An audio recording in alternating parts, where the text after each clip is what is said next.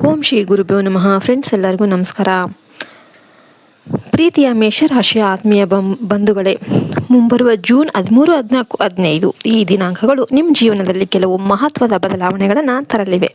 ನೀವು ಬಹಳ ದಿನಗಳಿಂದ ಕಾಯುತ್ತಿದ್ದ ಕೆಲವು ಶುಭ ಸುದ್ದಿಗಳು ಈ ದಿನಗಳಲ್ಲಿ ನಿಮ್ಮ ಕಡೆಗೆ ಬರಬಹುದು. ಆದ್ದರಿಂದ ಈ ವಿಡಿಯೋವನ್ನು ಕೊನೆಯವರೆಗೂ ಕೂಡ ತಪ್ಪದೆ ನೋಡಿ. ಈ ವಿಡಿಯೋ ಮೇಲೆ ಜೈ ಶ್ರೀ ಗಣೇಶ ಅಂತ ಕಮೆಂಟ್ ಮಾಡೋದನ್ನ ಮರಿಬೇಡಿ. ಇದರಿಂದ ದೇವರ ಆಶೀರ್ವಾದ ನಿಮಗೆ ಸಿಗುತ್ತೆ. ಮೇಷರಾಶಿಯ ಅಧಿಪತಿ ಕುಜಗ್ರಹ. ಕುಜನ ಪ್ರಭಾವದಿಂದ ನೀವು ಧೈರ್ಯಶಾಲಿಗಳು, ಪರಿಶ್ರಮಿಗಳು ಮತ್ತು ಯಾವ ಕೆಲಸ ಆದರೂ ಕೂಡ ಮುನ್ನಡೆಸುವ ಸಾಮರ್ಥ್ಯವನ್ನ ಹೊಂದಿದ್ದವರು. ಕಳೆದ ಕೆಲವು ದಿನಗಳಿಂದ ನಿಮ್ಮ ಮನಸ್ಸಲ್ಲಿ ಇದ್ದ ಒತ್ತಡ, ಗೊಂದಲ ಮತ್ತು ಅಸಮಾಧಾನಗಳು ಈಗ ನಿಧಾನವಾಗಿ ಕಡಿಮೆ ಆಗ್ತಾ ಇವೆ. ವಿಶೇಷವಾಗಿ ಉದ್ಯೋಗ ಕ್ಷೇತ್ರದಲ್ಲಿ ಇದ್ದ ಅಡೆತಡೆಗಳು ದೂರವಾಗುವ ಲಕ್ಷಣಗಳು ಕಾಣಿಸ್ತಾ ಇವೆ.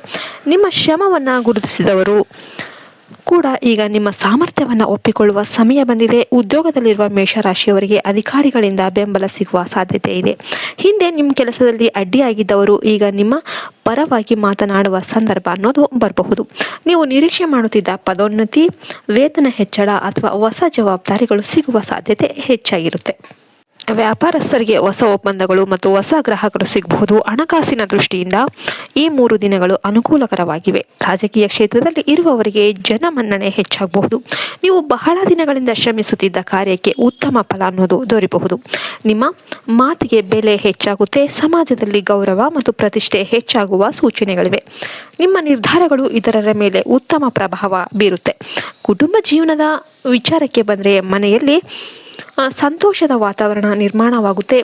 ಸಂಬಂಧಿಕರು, ಸ್ನೇಹಿತರು ಮತ್ತು ಆತ್ಮೀಯರು ಮನೆಗೆ ಆಗಮಿಸುವ ಸಾಧ್ಯತೆ ಇದೆ. ಕೆಲವು ಶುಭ ಸಮಾಚಾರಗಳು ಅಥವಾ ಕುಟುಂಬದ ಸಂಭ್ರಮಗಳು ನಡೆಯಬಹುದು. ಬಹಳ ದಿನಗಳಿಂದ ದೂರವಾಗಿದ್ದ ಬಂಧುಗಳೊಂದಿಗೆ ಮತ್ತೆ ಸಂಪರ್ಕ ಬೆಳೆಸುವ ಅವಕಾಶ ಸಿಗಬಹುದು.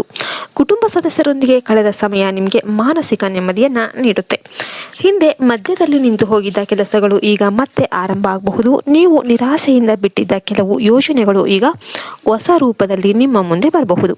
ಈ ಬಾರಿ ನೀವು ಅವುಗಳನ್ನು ಯಶಸ್ವಿಯಾಗಿ ಪೂರ್ಣಗೊಳಿಸುವ ಸಾಧ್ಯತೆ ಇದೆ. ನಿಮ್ಮ ಆತ್ಮವಿಶ್ವಾಸ ಹೆಚ್ಚಾಗುತ್ತೆ ಮತ್ತು ನೀವು ತೆಗೆದುಕೊಳ್ಳುವ ನಿರ್ಧಾರಗಳು ಸರಿಯಾದ ದಿಕ್ಕಲ್ಲಿ ಸಾಗುತ್ತೆ.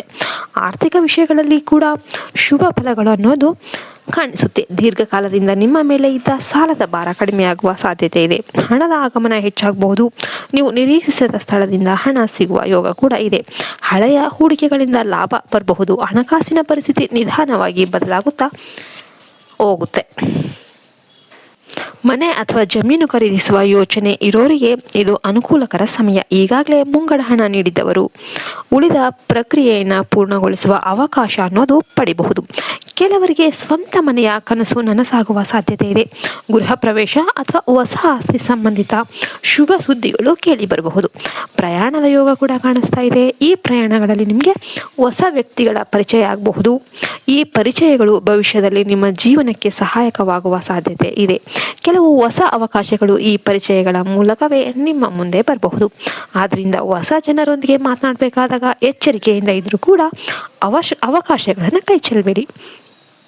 ಇನ್ನು ಆರೋಗ್ಯದ ವಿಷಯದಲ್ಲಿ ಸಾಮಾನ್ಯವಾಗಿ ಉತ್ತಮ ಸ್ಥಿತಿ ಕಾಣಿಸಿಕೊಂಡರೂ ಕೂಡ ಆಹಾರ ಪದ್ಧತಿಯಲ್ಲಿ ಸ್ವಲ್ಪ ಜಾಗ್ರತೆ ವಹಿಸಿ. ಅತಿಯಾದ ಒತ್ತಡ ಮತ್ತು ನಿದ್ದೆಯ ಕೊರತೆಯನ್ನು ತಪ್ಪಿಸಿ. ಬೆಳಿಗ್ಗೆ ಧ್ಯಾನ ಅಥವಾ ಪ್ರಾರ್ಥನೆ ಮಾಡೋದ್ರಿಂದ ಮನಸ್ಸಿಗೆ ಶಾಂತಿ, ನೆಮ್ಮದಿ ಸಿಗುತ್ತೆ. ದೇವರ ಮೇಲಿನ ಭಕ್ತಿ ನಿಮ್ಮ ಆತ್ಮವಿಶ್ವಾಸವನ್ನು ಹೆಚ್ಚಿಸುತ್ತೆ. ಈ 3 ದಿನಗಳಲ್ಲಿ ದೇವರ ಕೃಪೆ ನಿಮ್ಮ ಮೇಲೆ ವಿಶೇಷವಾಗಿ ಇರಲಿದೆ. ನೀವು ಯಾವುದೇ ಪ್ರಮುಖ ಕೆಲಸ ಆರಂಭಿಸೋದಕ್ಕೆ ಯೋಚನೆ ಮಾಡ್ತಿದ್ರೆ ಈ ಸಮಯ ಅತ್ಯುತ್ತಮವಾಗಿರುತ್ತೆ. ನಿಮ್ಮ ಪರಿಶ್ರಮಕ್ಕೆ ಅತ್ಯುತ್ತಮವಾದ ಫಲ ಸಿಗುವ ಸೂಚನೆಗಳು ಕಾಣಿಸ್ತಾ ಇವೆ. ಆದರೆ ಅಹಂಕಾರ, ಆತುರದ ನಿರ್ಧಾರಗಳಿಂದ ದೂರ ಇರಿ. ತಾಳ್ಮೆ ಮತ್ತು ವಿವೇಕದಿಂದ ನಡೆದುಕೊಂಡ್ರೆ ಇನ್ನಷ್ಟು ಉತ್ತಮ ಫಲಗಳನ್ನು ಪಡೆಯಬಹುದು.